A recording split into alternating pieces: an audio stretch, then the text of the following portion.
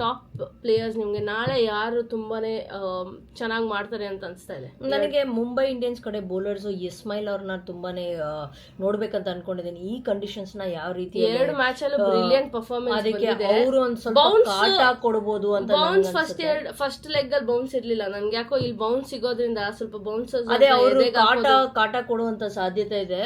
ಜೊತೆಗೆ ಅಮಿಲಿಯಾ ಕರ್ ಅವರು ಕೂಡ, ಬಿಕಾಸ್ ಅವ್ರ ಗೂಗ್ಲಿಗೆ ಇಲ್ಲಿಗೆ ಅಸಿಸ್ಟ್ ಆಗುವಂತ ಚಾನ್ಸಸ್ ಇದೆ. ಮುಂಬೈ ಇಂಡಿಯನ್ಸ್ ಬೌಲರ್ಸ್ ಬಗ್ಗೆ ಮಾತಾಡ್ಬೇಕಂದ್ರೆ, ಈ ಕಡೆ ನಮ್ಮ RCB ಬೌಲರ್ಸ್ ಬಗ್ಗೆ ಮಾತಾಡ್ಬೇಕಂದ್ರೆ ಆಬ್ವಿಯಸ್ಲಿ ನಮ್ಮ ರೇಣುಕಾ ಅವರು, ಜೊತೆಗೆ ವೇರಮೋ ನಾಳೆ ಎಫೆಕ್ಟಿವ್ ಆಗಿ ಇರ್ತಾರಂತ ನನಗೆ ಅನಿಸ್ತಾ ಇದೆ.